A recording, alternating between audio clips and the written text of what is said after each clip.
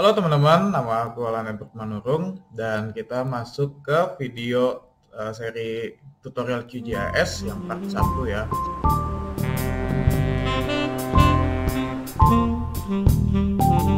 Jadi hari ini teman-teman kita bakal belajar untuk membuka dulu QGIS.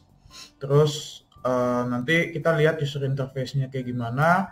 Terus juga nanti teman-teman juga bisa masukin base map dan juga nanti bisa import data. Nah, nanti kira-kira outline-nya kayak gini teman-teman.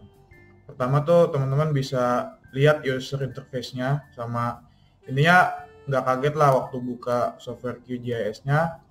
Terus bisa nambah base map ke QGIS-nya, terus bisa import data gitu teman-teman. Jadi aku berharapnya teman-teman nanti setelah lihat video ini tuh bisa terbiasa melihat software QGIS, terus bisa naruh base map sama bisa import data. Nah teman-teman, sebelum lanjut lagi ke tutorial selanjutnya, tolong di download dulu nih bahan tutorialnya biar teman-teman bisa langsung praktek bareng nih, biar makin mantep. Oke, nah kalau teman-teman belum punya QGIS, itu teman-teman bisa cari di Google, langsung buka QGIS, cari QGIS, terus buka webnya. Dan ini tuh free and open source teman-teman, jadi nggak perlu nge-crack, nggak perlu ribet, jadi langsung download aja. Dan aku lebih prefer teman-teman download yang long term release. Tapi kalau mau yang latest release juga ya silakan gitu, bebas. Nah langsung aja teman-teman, nanti kalau teman-teman buka bit.ly-nya nanti akan ada 4 file ini. Oke, di download semua. Aku usahain semuanya tuh benar-benar filenya tuh kecil lah, jadi biar nggak makan bandwidth teman-teman juga. Oke, kalau udah langsung aja buka QGIS teman-teman, kalau misalkan udah download dan diinstal dulu.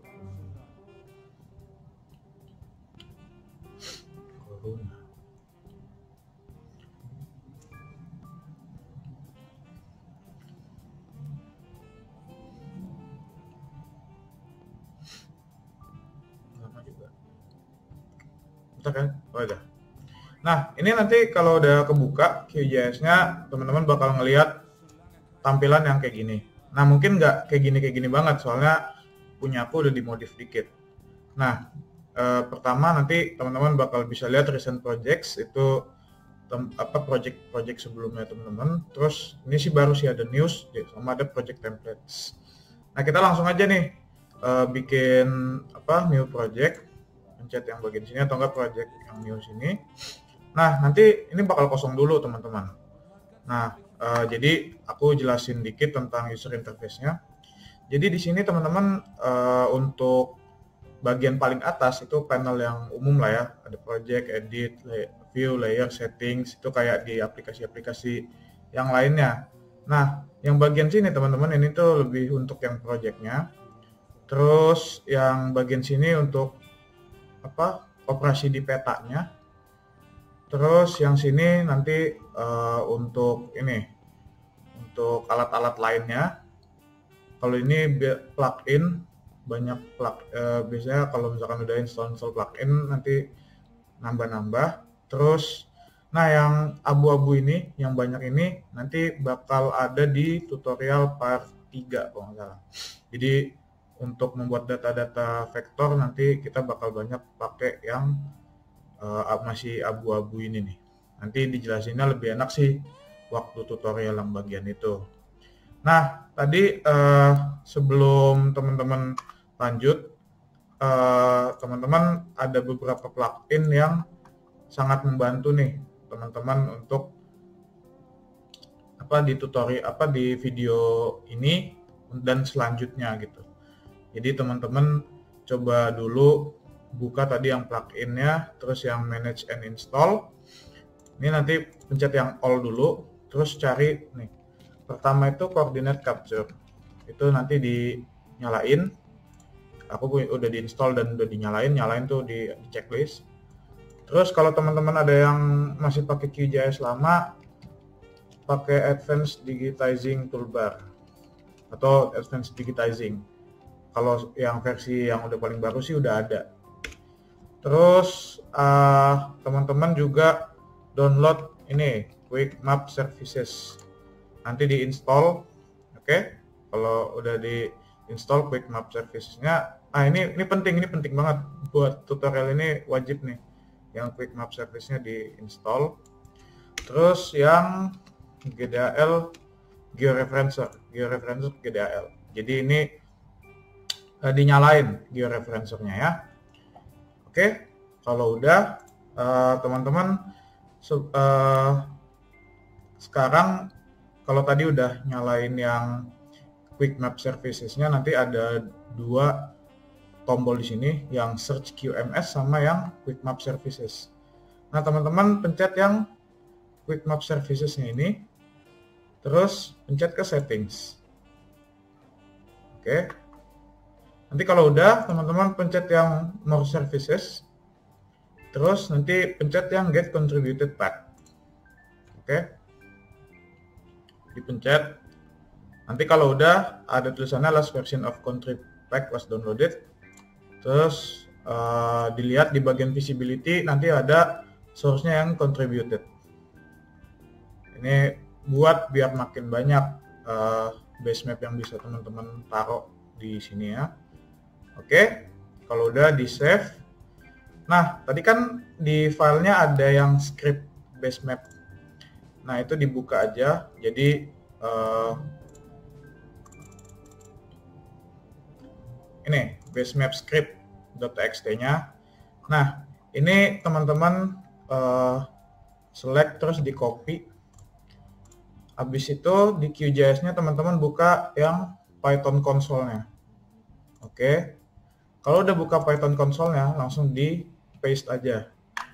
Nah, nanti tunggu bentar. Dan kalau udah yang bagian iface.reload connections itu di enter aja, teman-teman. Nah, notice di sini di bagian yang kiri langsung di bagian yang XYZ tiles-nya itu langsung banyak pilihan. Ini semua yang ada di sini adalah base map, teman-teman. Jadi di sini misalkan contohnya teman-teman pilih Esri satellite. Nah, jadi teman-teman bakal ngebuka data satelit seluruh dunia yang dari Esri. Nah, ini kita bisa, ini ya jadi kayak kalian buka Google Earth sih jadinya. Jadi pokoknya kalian bisa mau ngelihat daerah manapun. Nah, di sini teman-teman bisa lihat-lihat lah, bisa muter-muter mau dimanapun gitu ya. Oke, misalkan di Australia, ini Indonesia gitu. Oke. Dan di sini ada macam-macam, nggak cuma yang satelit. Misalkan teman-teman buka yang ini nih, OpenStreetMap. Nanti beda lagi bentuknya. Kalau OpenStreetMap itu salah satu layanan open source juga, peta open source. Nah, itu tuh lebih peta yang kayak kalian di Google Maps sih. Jadi lebih ke yang untuk kehidupan sehari-hari gitu sih. Kalau satelit tadi beda lagi. Ya misalkan kayak ini masjid-masjid ya kan, bisa lihat-lihat masjid di daerah Jakarta misalkan, atau enggak di daerah Karawang ada apa aja gitu. Di situ OpenStreetMap bisa dilihat-lihat. Dan masih banyak lagi. Teman-teman bisa pilih sebebas-bebasnya di sini. Ada banyak banget. Teman-teman bisa ya bisa dicoba-coba aja sendiri gitu ya. Nah, teman-teman di sini ada satu fitur yang cukup penting di QGIS, yaitu adalah ini teman-teman, measure ini, measure line, measure area, measure angle. Jadi di sini teman-teman bisa tahu, misalkan teman-teman mau tahu nih, panjang Sumatera dari Aceh sampai ke Lampung tuh berapa panjang sih gitu. teman-teman bisa nanti pencet yang measure line, terus teman-teman langsung klik aja dari ini dari daerah ujung sampai ujung Lampung sini, terus diklik kanan. Nah teman-teman nanti dapat nih kira-kira sekian 1707 km dari ujung sampai ujung. Atau enggak misalkan teman-teman mau tahu sebenarnya luas Sumatera itu tuh seberapa besar sih secara kasar aja gitu.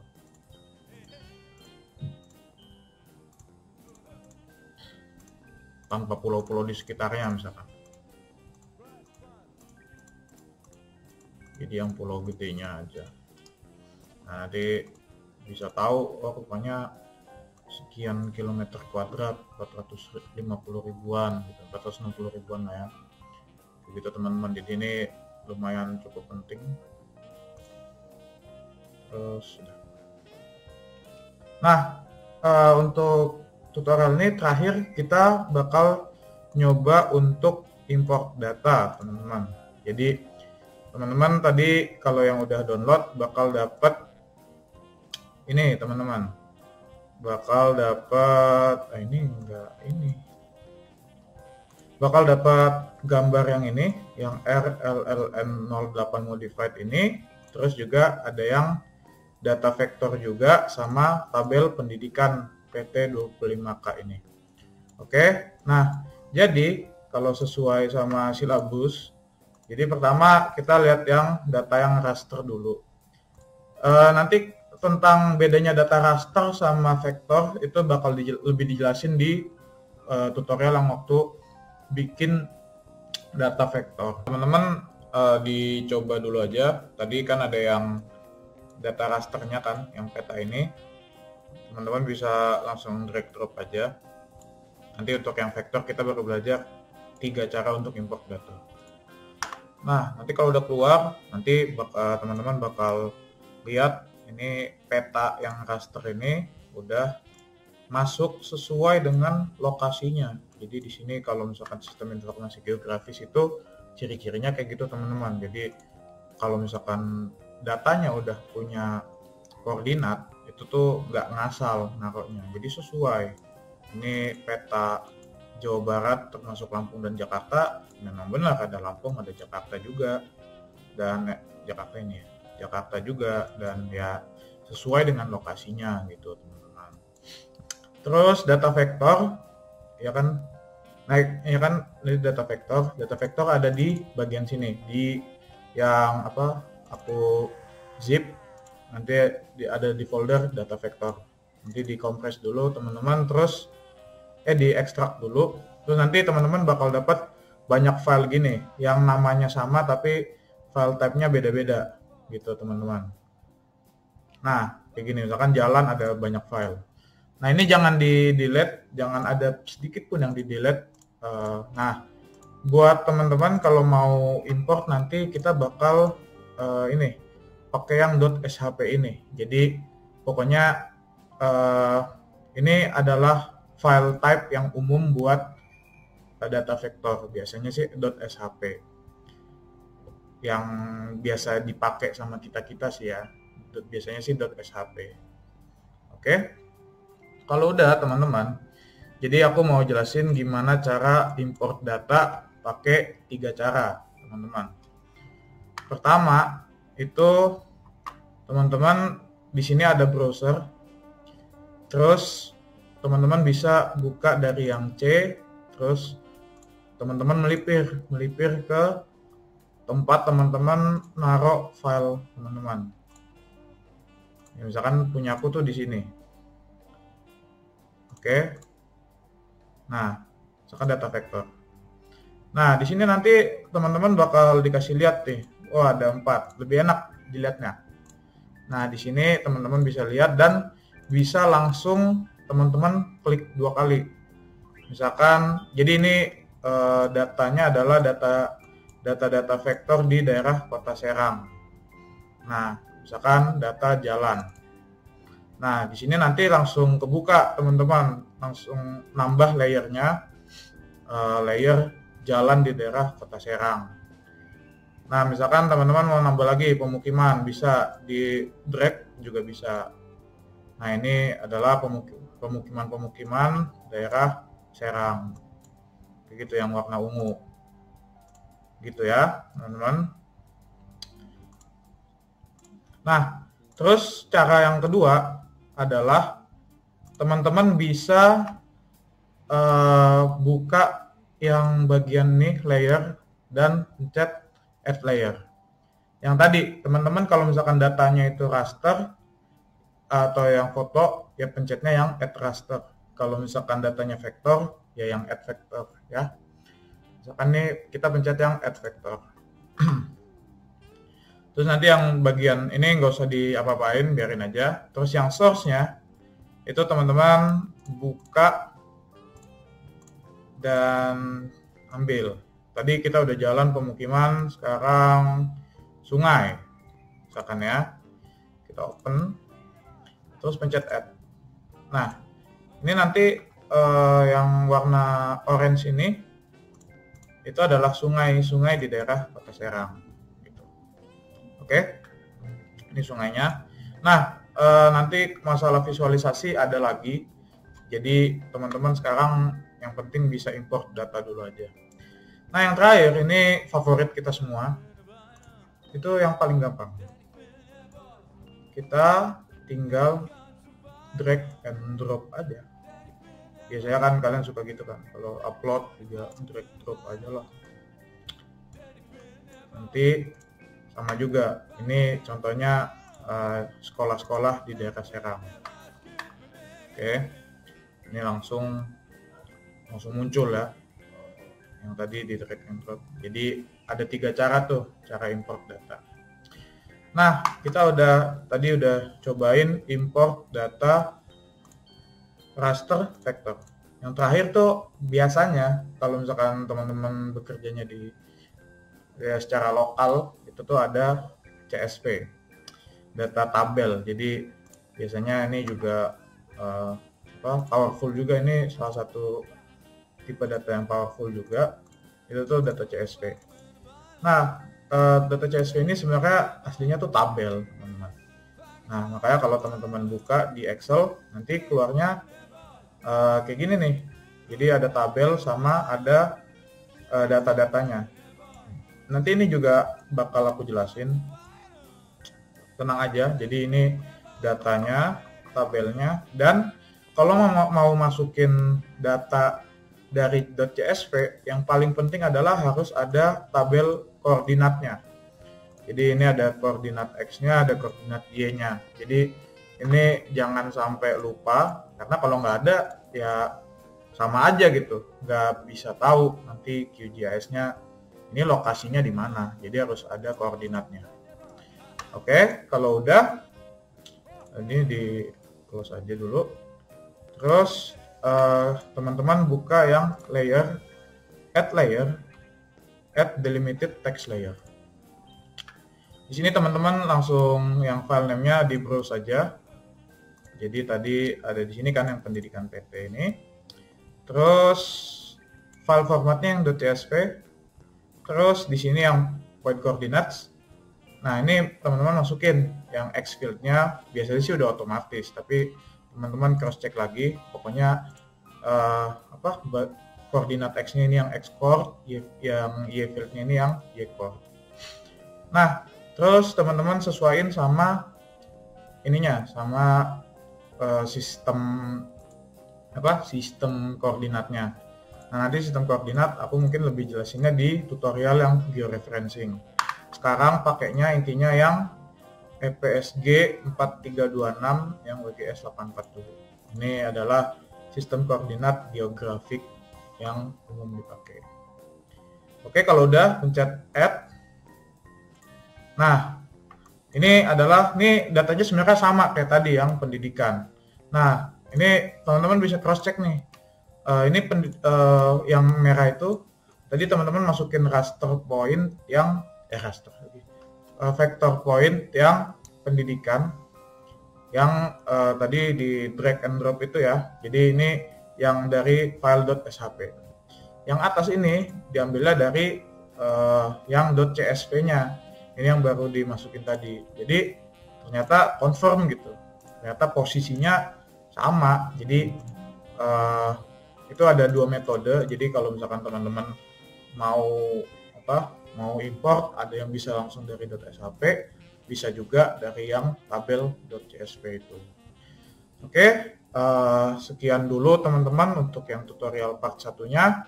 Semoga dapat ilmunya dan let's see you on part 2 teman-teman. Terima kasih teman-teman telah menonton video dari Berlayar, sebuah platform membagi ilmu yang harapannya semoga gratis terus bisa dikasih ke teman-teman, dan juga aku berharap semoga ada ilmu yang bisa teman-teman dapat, sesuatu baru yang bisa teman-teman dapat. Jangan lupa di-sharing ke teman-temannya supaya ilmunya juga makin meluas, dan kalau ada yang kurang teman-teman bisa kasih feedback ke aku, dan semoga lancar semua kegiatan teman-teman. Terima kasih.